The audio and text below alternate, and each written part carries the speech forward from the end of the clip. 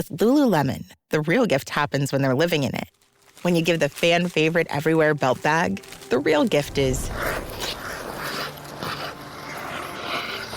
And when the ultra-soothing Rest Feel slides are the gift, you're really giving them...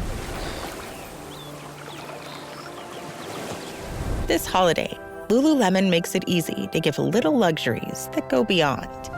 Open the moment. Shop now at Lululemon.com.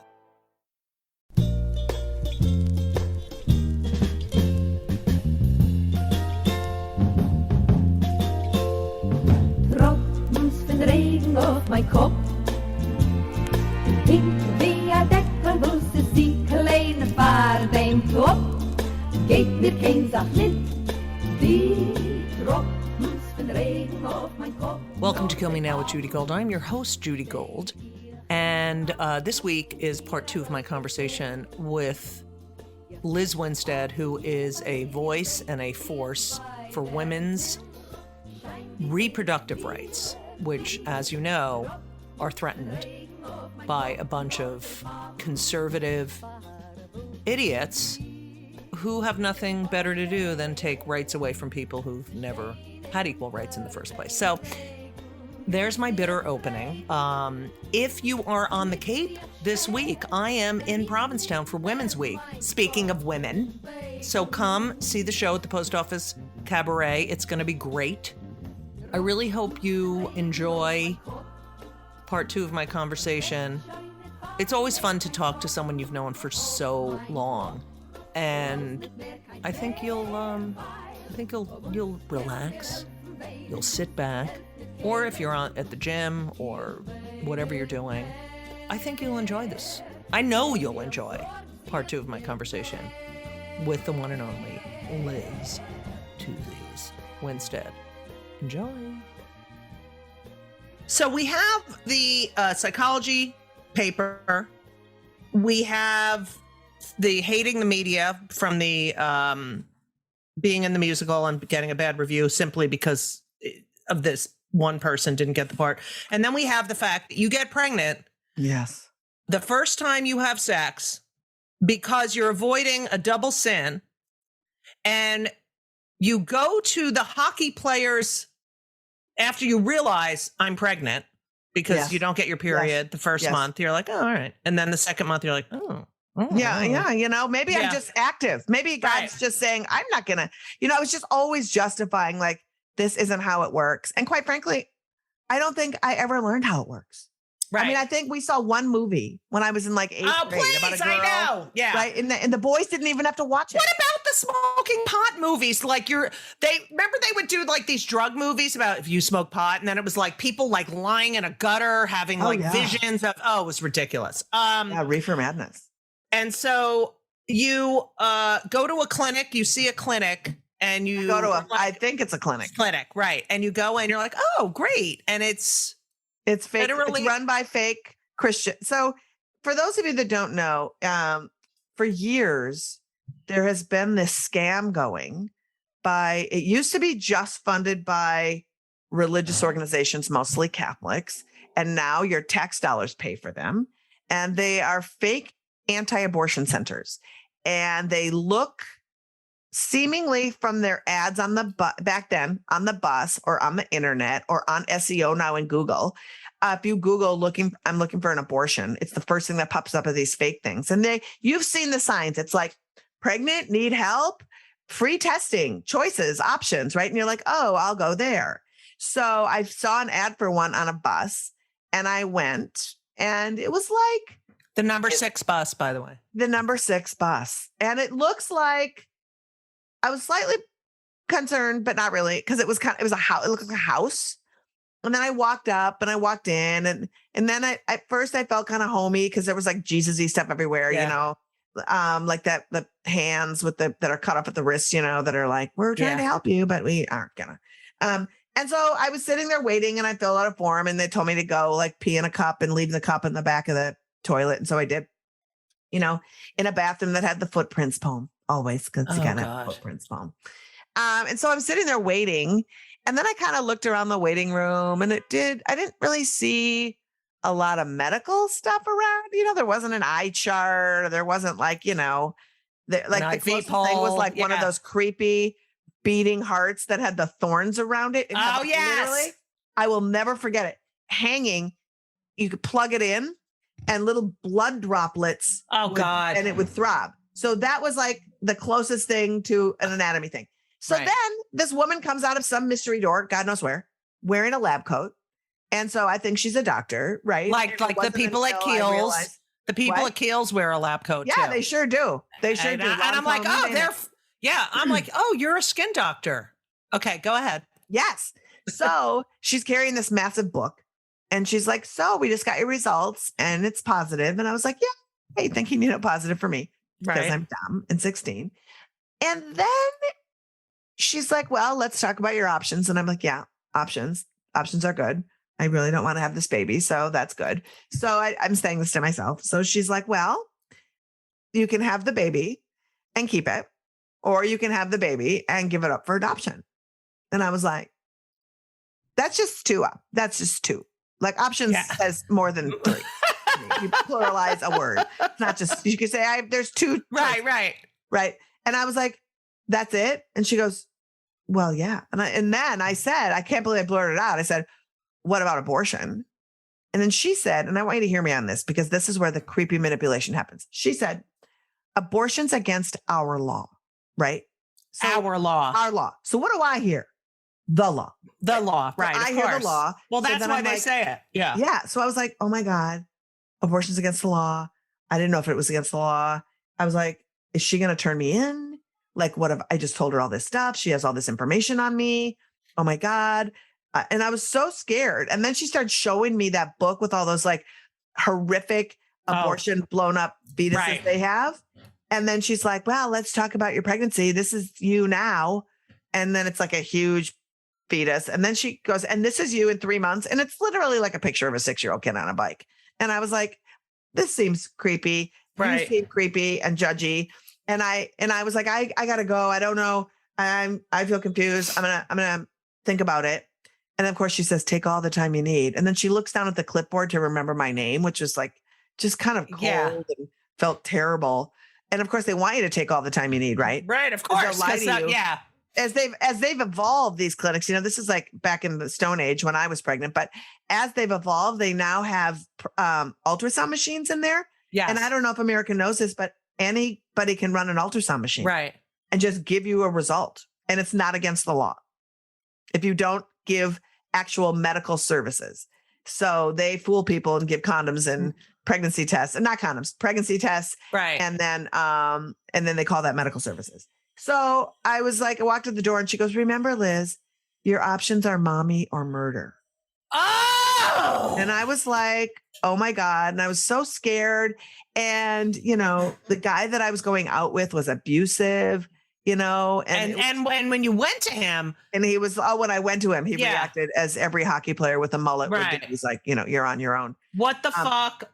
Aren't you on something? That's what he said. Yeah, that's what he said. What the fuck? And I was like, I'm on you. I thought that would solve it. I just thought gravity might be birth control.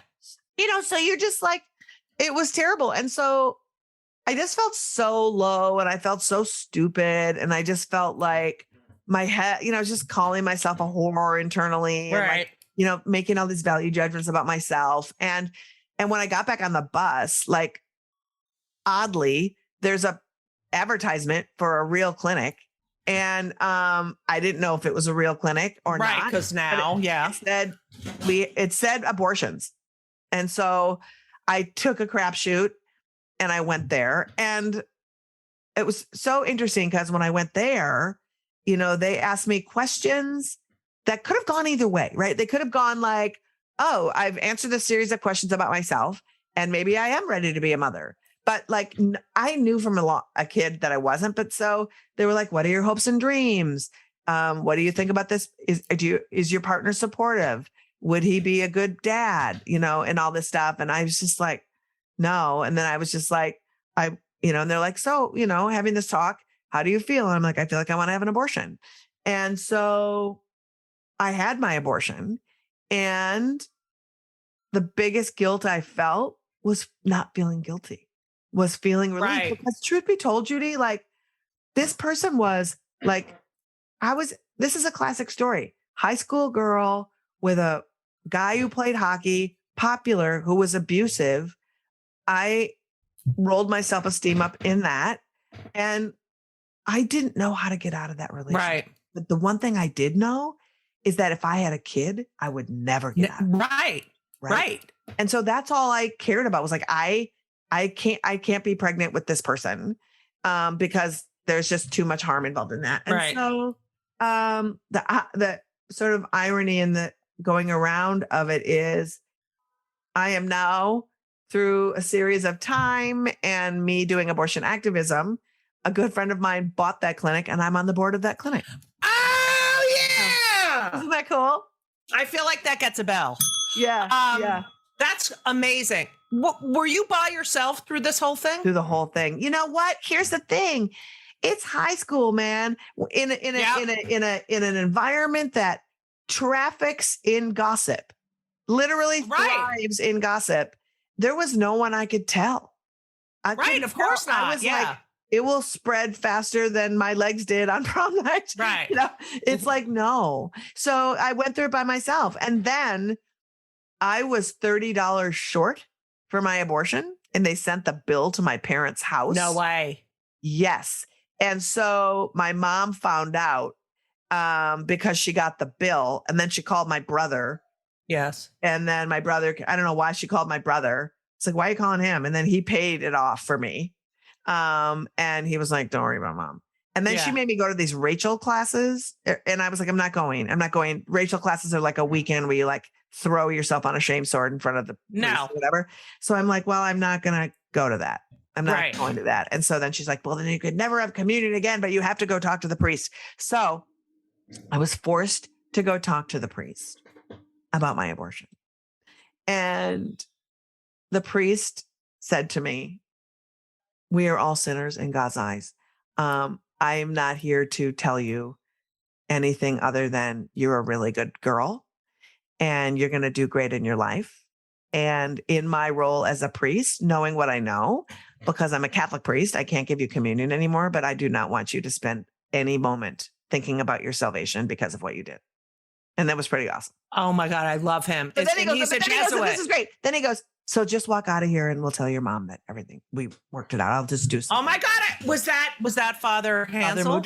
Father Moudry. Moudry. I love you, Father Moudry. So Father Moudry was very cool. It turns out also Father Moudry had a girlfriend for many years and left it. When he retired, he went off with his girlfriend.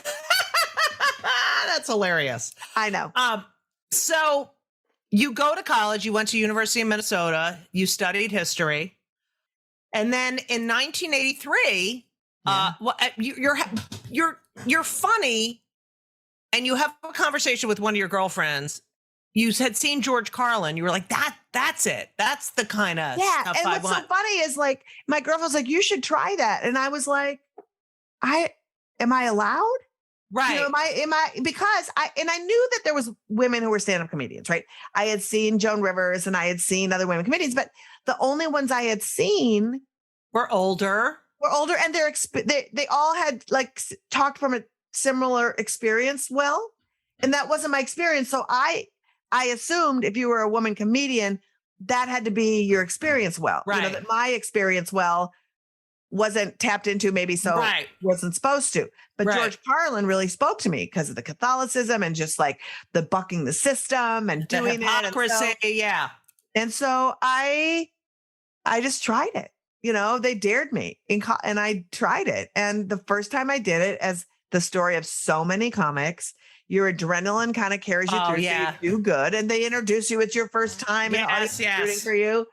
And then I was like, oh, I'm really good at this. I know. You think you're going to be on the Tonight Show in a week. Yeah. Right. And then the next week I did it. I bombed. So like, literally, they've made documentaries about it. I think Tora was actually based on my second. Oh God. Second comedy performance. Then the third time, it was marginal. It wasn't bad. Right. It wasn't great. So now I'm like, okay. Oh, I got it. So now I got to try it again. And you try to build these law of averages and cut to, 35 years later, I'm still trying to figure out if I should do stand-up. And I'm addicted, so it's great. You moved to New York. I mean, I remember we worked together. In New York. There was only one place we could work together because, as I've mentioned multiple times on the show, women were not allowed to work together. They were never booked together. They were never traveling together. If there was a woman on the show, it would be one. But there was a place called Comedy U Grand, 55 Grand Street in Soho. On Thursday nights, they had... It was the beginning of the alt comedy scene. Yeah. But they had an all-women's comedy night, which is where we all hung out, with one night a week. Yeah. And there were other places that were started doing stand-up, and you could tell... It wasn't like joke. You could actually bring a few, bring these thoughts together and tell stories.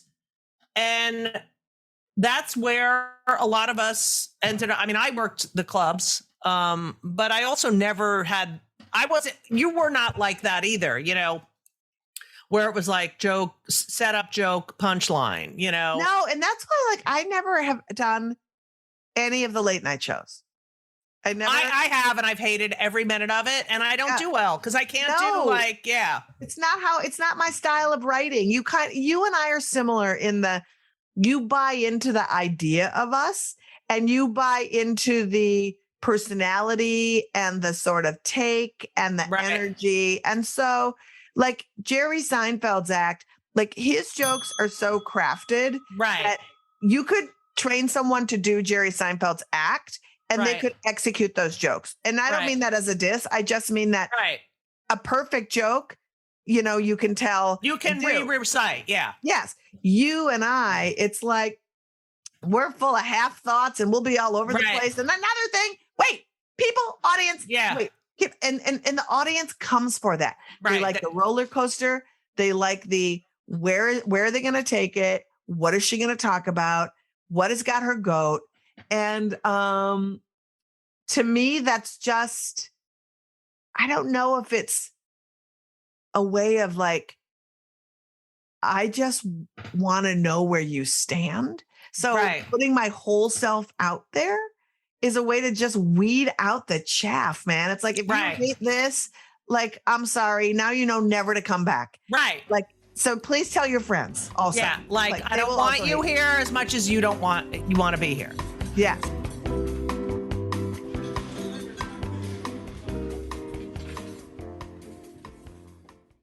This week's episode of It's Judy Show with Judy Gold is sponsored by BetterHelp. And if you know me, which I think you do because you're listening to my podcast right now, you know that I am a big advocate for therapy. I think it benefits everyone. I think there's so many people who need it, who don't partake. It is so important for your emotional health and well-being. Therapy is fantastic. It is in every stretch of the imagination. And if you're thinking of starting therapy, please do it. But please give BetterHelp a try. It is entirely online. It's designed to be convenient. It's flexible. It suits your schedule. You fill out a brief questionnaire to get matched with a licensed therapist, and you can switch therapists anytime for no additional charge. I have switched therapists in my life. I've had many, many therapists, and sometimes it's not a great fit for you, but don't give up.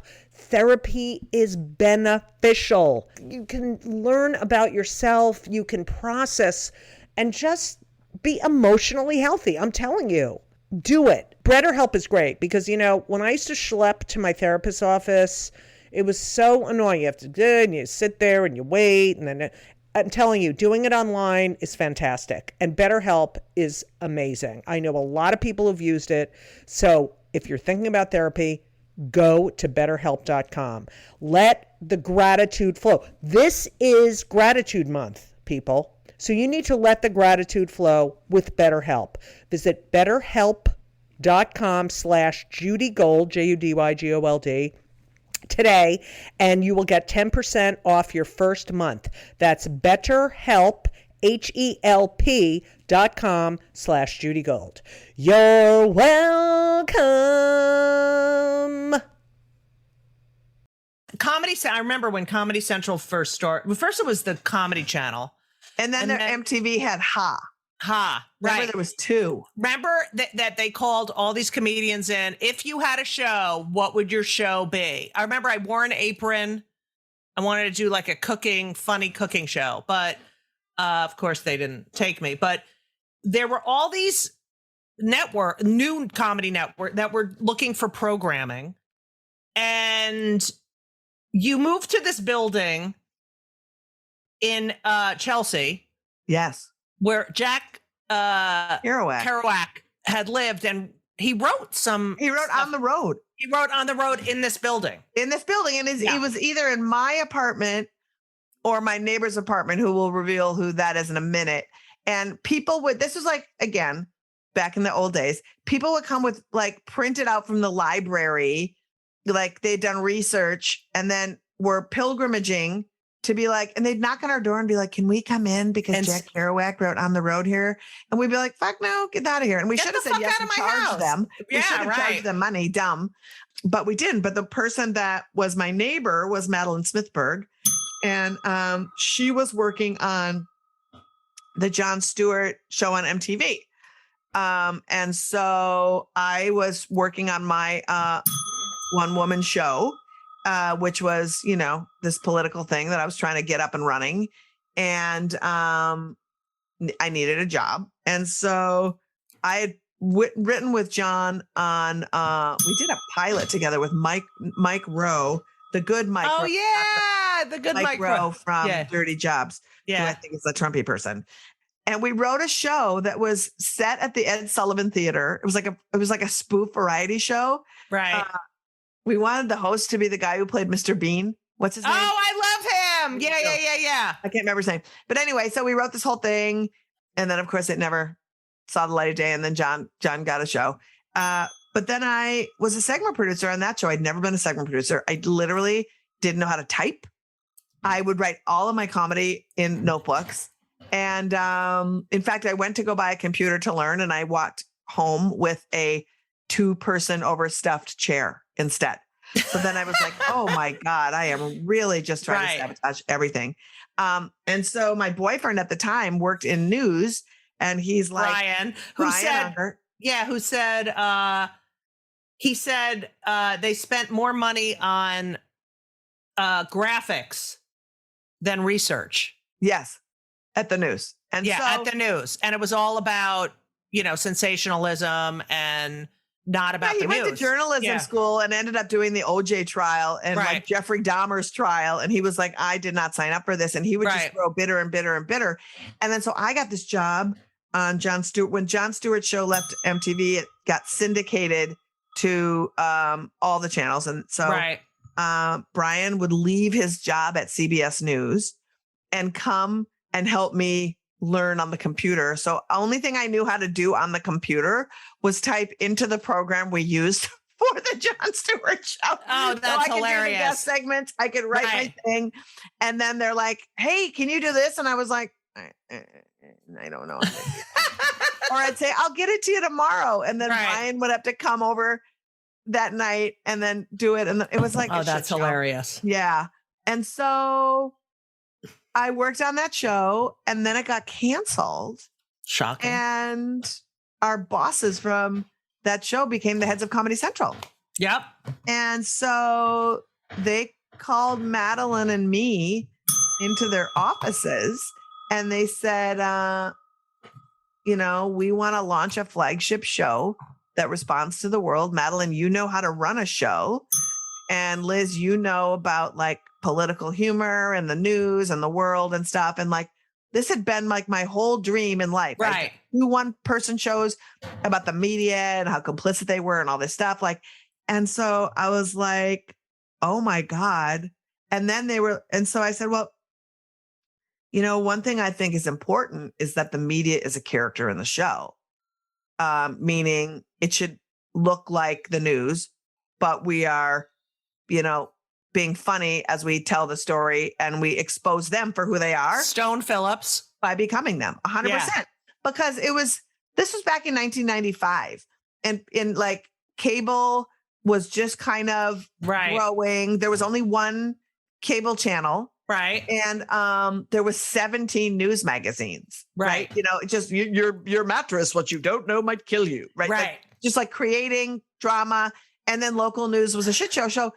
So the original formatting of it was the foundational piece was making fun of local news and making fun of news magazines. And then like watching how cable news, that small slice of it, was reacting to big stories. Well, the crazy part was when we were talking about show development, you know, and I said, I want to hire a lot of news people because they're the disgruntled and they're hilarious and they can help write the copy. So it sounds like it's being delivered by a newsman. He can help write for the correspondence, blah, blah, blah. And then they go, oh, that's a great idea. And then I just kept saying, okay. And then they said, you know, this doesn't feel like a show that we should do a test episode for or a pilot for. You know, we should just give you a year guaranteed to grow on the air, which in showbiz never happens. That Never. doesn't happen. It doesn't That happen. doesn't happen, people. Ever. Like it happened with The Simpsons, and I think that might be the only other show. Right. And so I was like, oh my God, okay. So they like, do you want to be the head writer? And I was like, oh my God, I've never been the head writer. I've never done anything. So it was just a whole trial and error of two women, like, and Madeline, as though she had seasoned and she was great at producing talk shows. No one had ever done this kind of show. Right. So we were both new. And the fact that they had two women when that channel is, and most networks are notoriously male oriented. Yeah. You decided, which was the smartest thing, that this was you had to have someone, the writing and the performers or correspondents had to really, you weren't going to be forced, like you were going to be, they had to deliver it as if it was that, and that's where the nodding to the viewer, no nodding to the camera. And which was also great because it gave the audience credit, which is what doesn't happen a lot. And it gives them that room to, oh yeah, I get it. And you, Elizabeth Winstead, first of all, you found the king, Stephen Colbert. Yeah.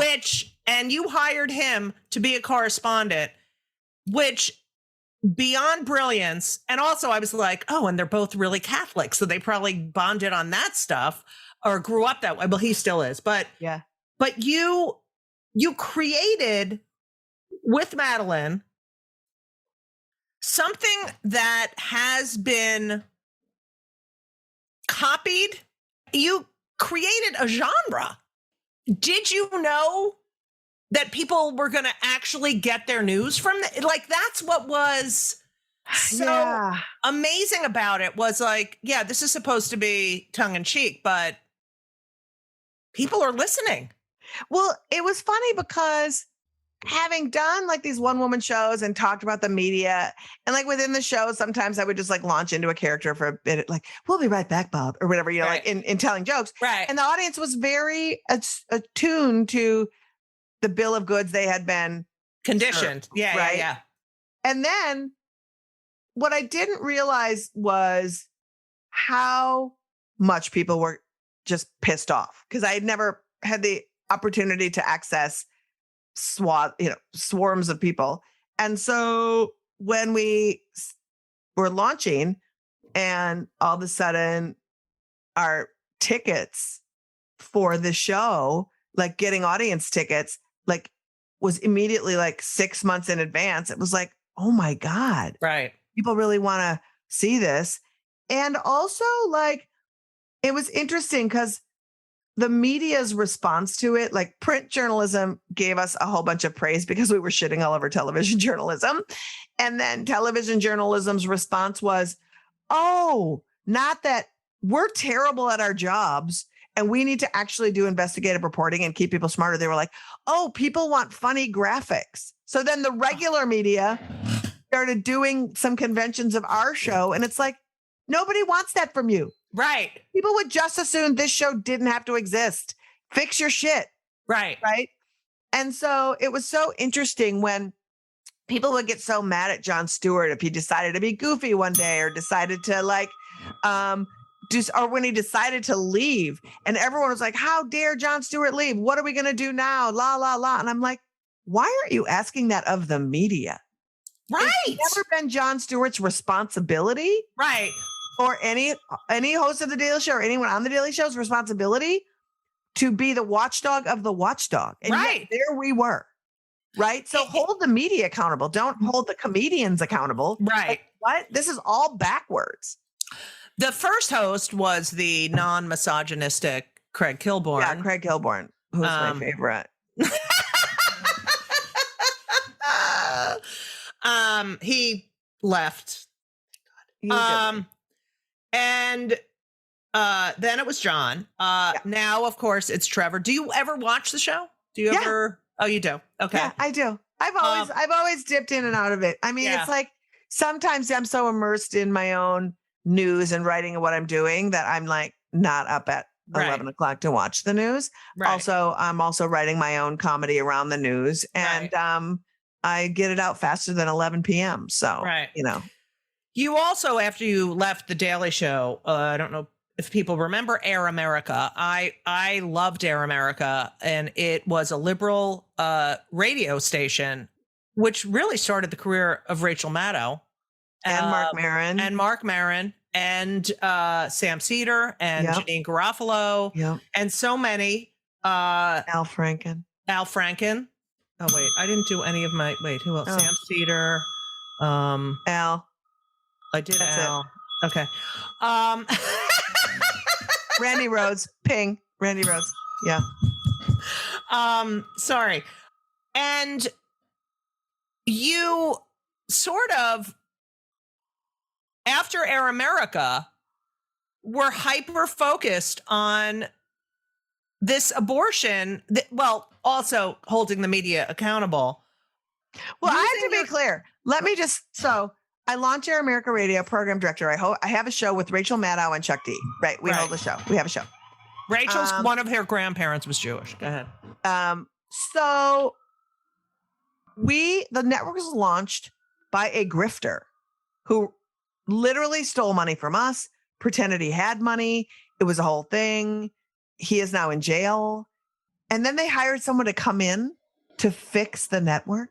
Mm-hmm. A guy named Danny Goldberg, Bing if you want, but no, thank you. Yeah. Danny Goldberg comes in on the first day.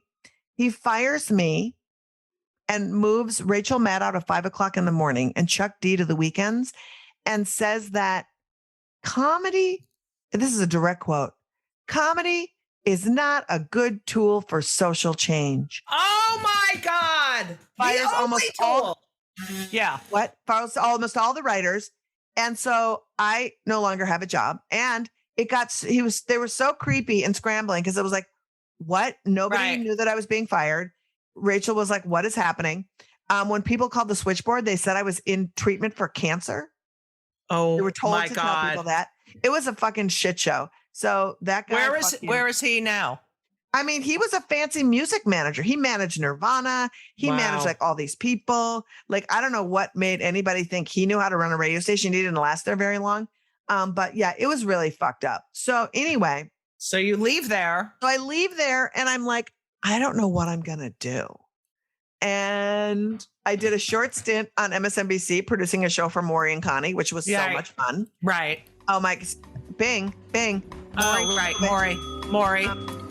And then I was like, what am I going to do?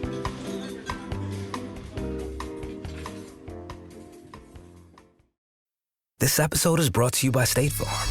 You might say all kinds of stuff when things go wrong, but these are the words you really need to remember. Like a good neighbor, State Farm is there. They've got options to fit your unique insurance needs, meaning you can talk to your agent to choose the coverage you need.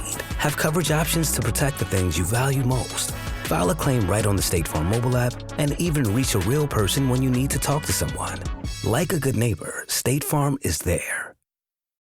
I had been approached by somebody to write a book for years. Like every 3 years, this person would rear their head. And I was like, I don't have a book in me. I don't know what that is.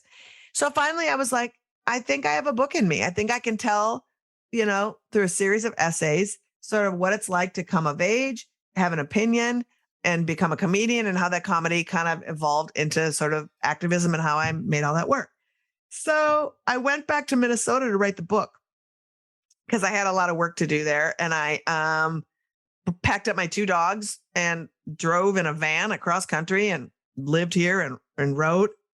And so when the book was coming to an end, that's when Mike Pence was in Congress. I'll never forget. Oh God. And he proposed on his first day in office that they defund Planned Parenthood, National Public Radio, and the park system.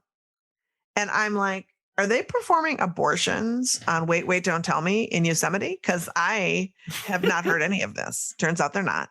But then they dropped that law in Texas, and we have Wendy Davis with the sneakers and the filibuster. Yes. And I was really, really paying attention. And what I learned was in this Wendy Davis situation that we all watched, 26 other states dropped that same law. It was written by a group of extremists on a national level, and they dropped it in state legislatures. And I watched clinics closing and falling. And I was like, you know what? I had an abortion and I walked away, and I had mine, and I had all this privilege, and I got to have this career because I got to have an abortion. And I really have done some benefits here and there, but I hadn't made abortion my main focus. I'd focused on like just sort of blanket everything. So I had to go back to New York when my book was finished, and I piled in my dogs, and I started driving around the country fundraising for Planned Parenthoods and independent clinics. And I would go visit the clinics, and they would say to me every time, thank you for coming here. No one visits us. No one ever comes here. And we struggle every day, and we're trying to provide care, and we're trying to fight this disinformation, and then trying to fight the laws.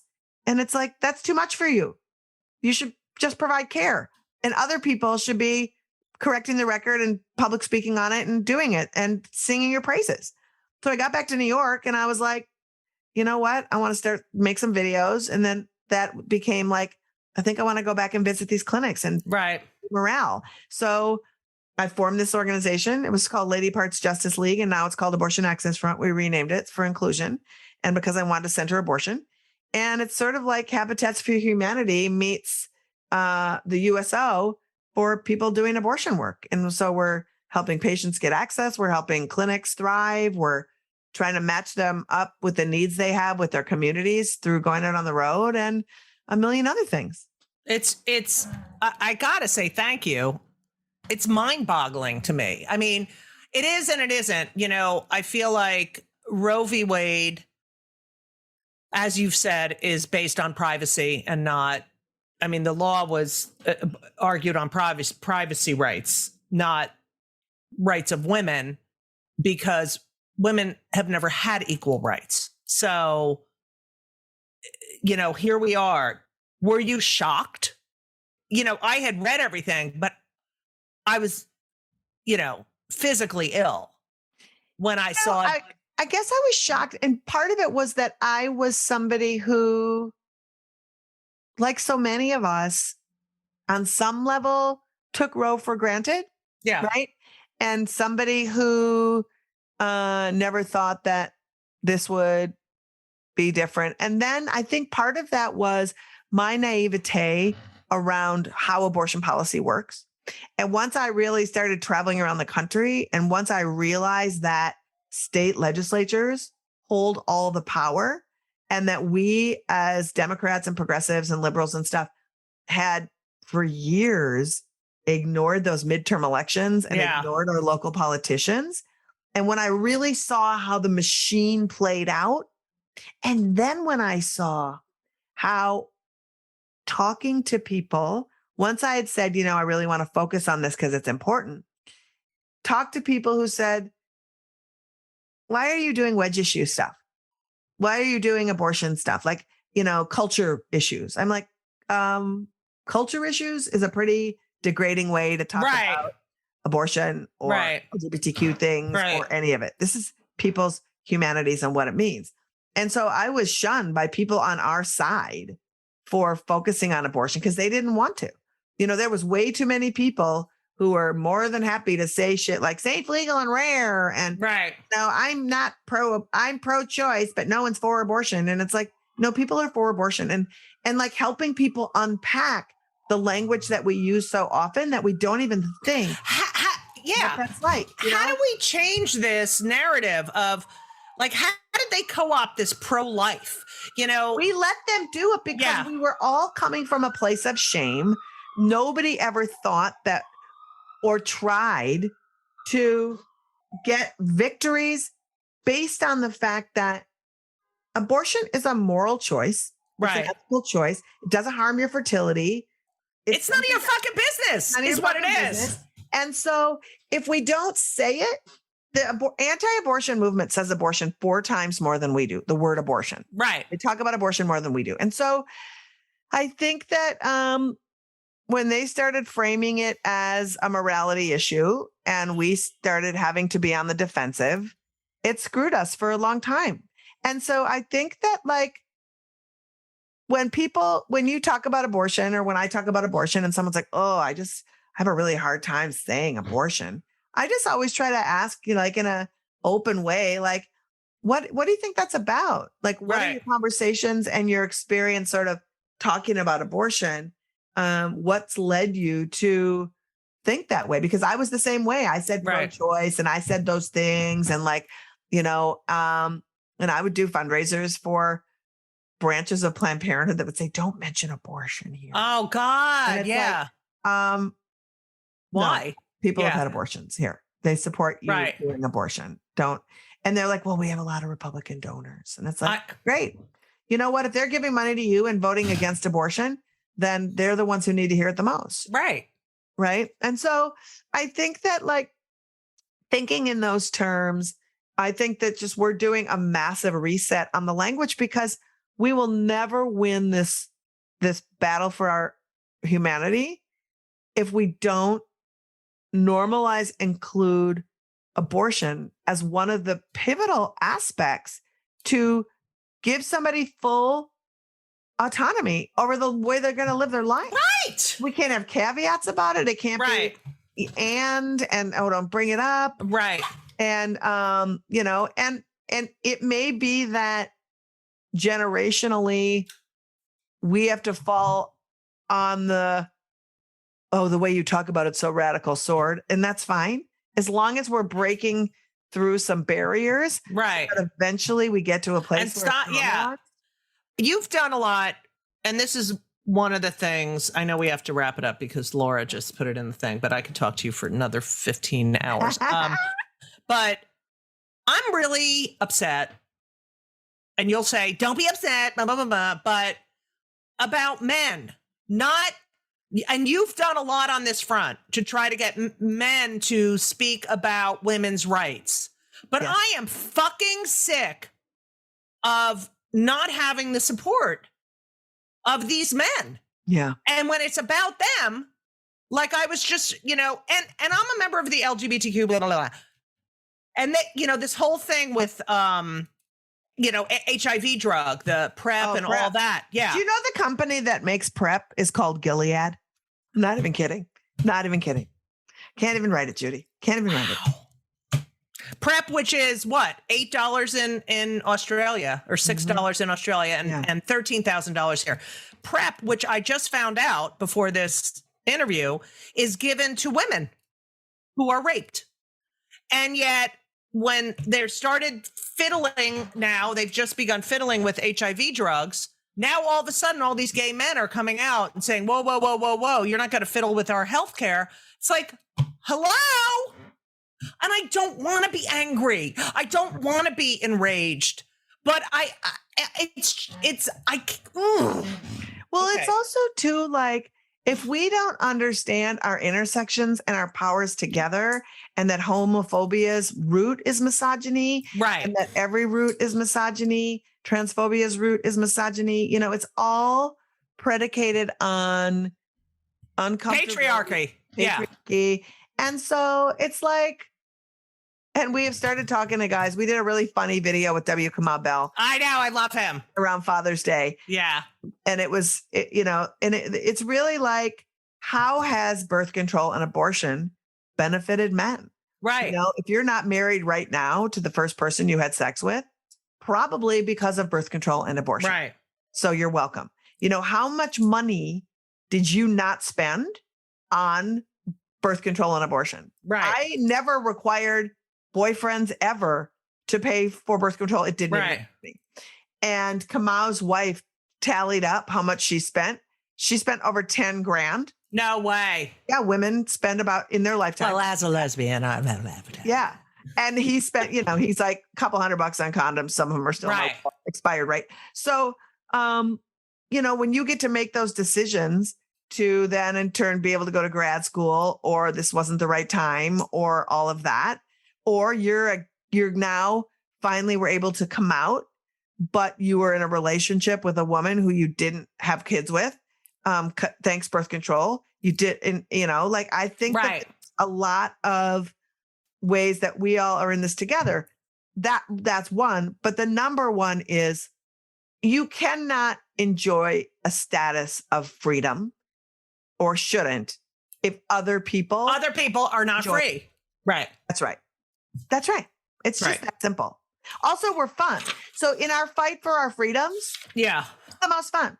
All of us on our side. We have the best music, the best food, everything. Yeah. And also, if you hate us, then you don't get to eat our food or wear our clothes or listen to our music or hear our stand-up comedy. Yes.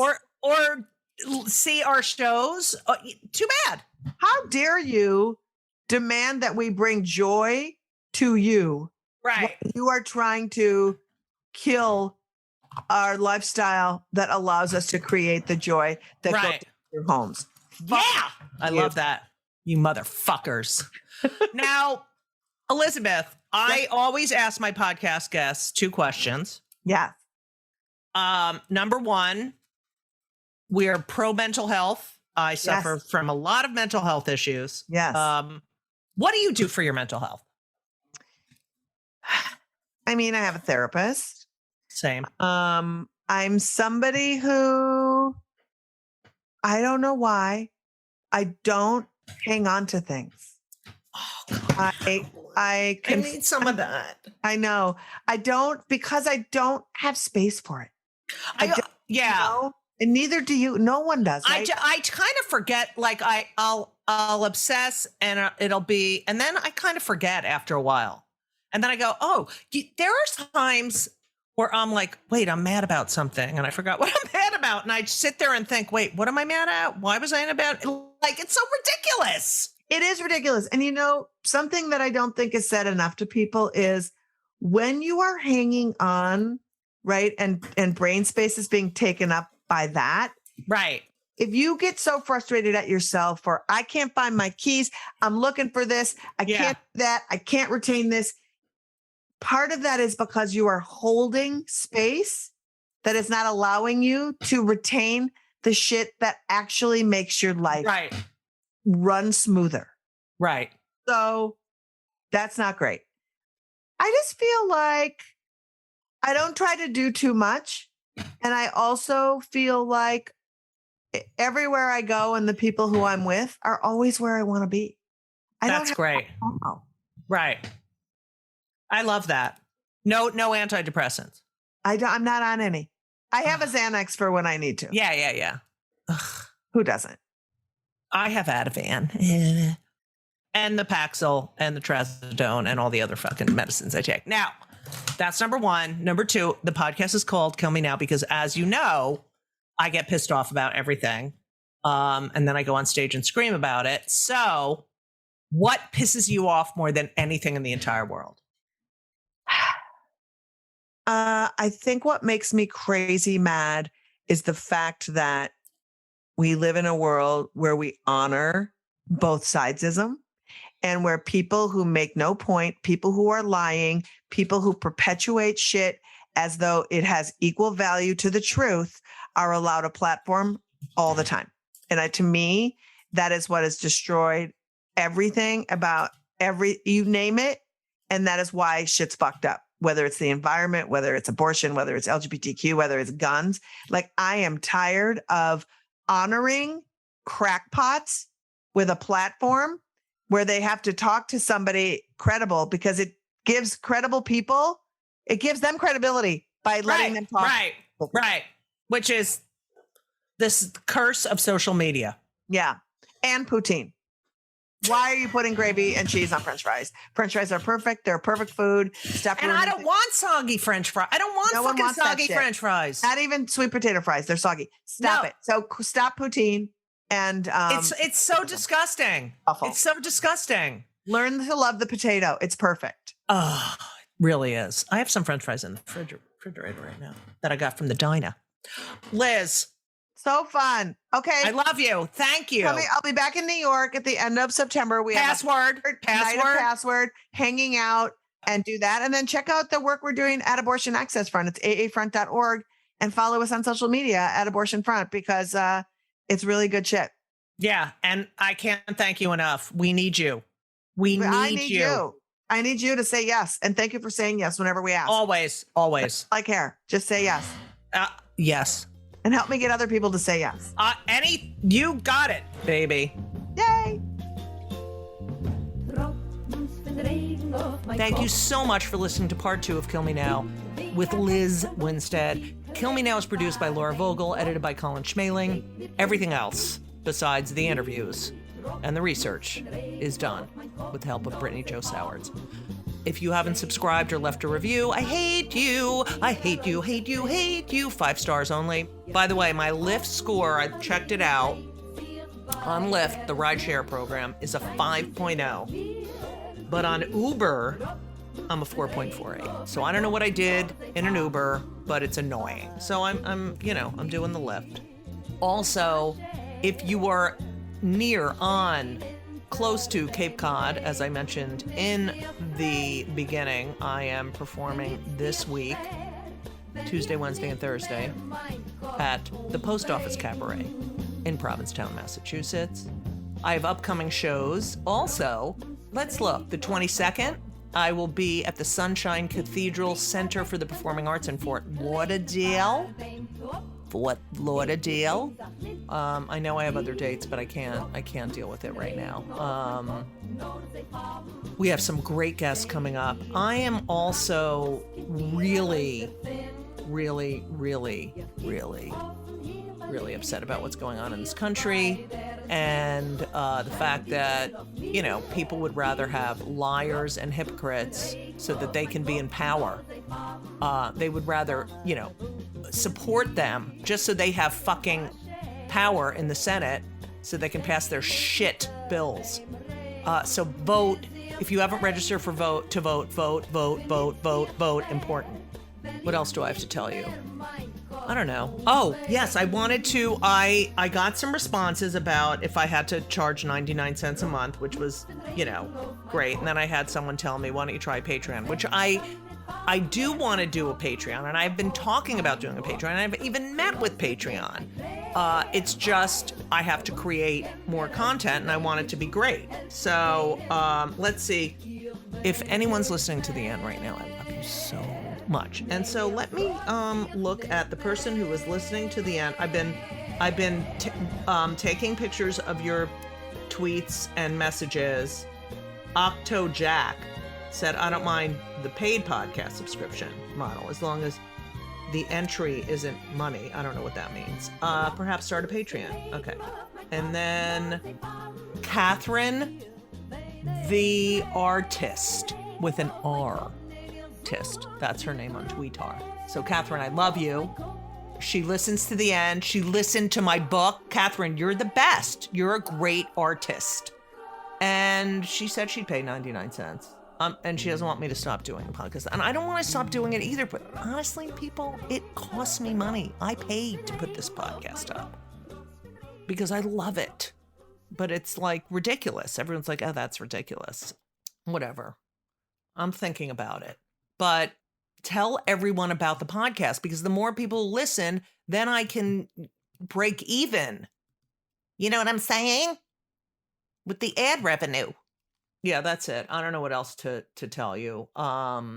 It's October. I'm really upset about summer ending. I really don't like when summer ends. I realize that I love the beginning of summer, and I kind of love fall, and I love fall, autumn, but not, I want summer to last longer, which I know it's going to because of climate change, but I thought that it was pretty quick change this year, but we'll probably have an Indian summer coming soon, but whatever. Thinking about everyone affected by Ian, horrible, terrible.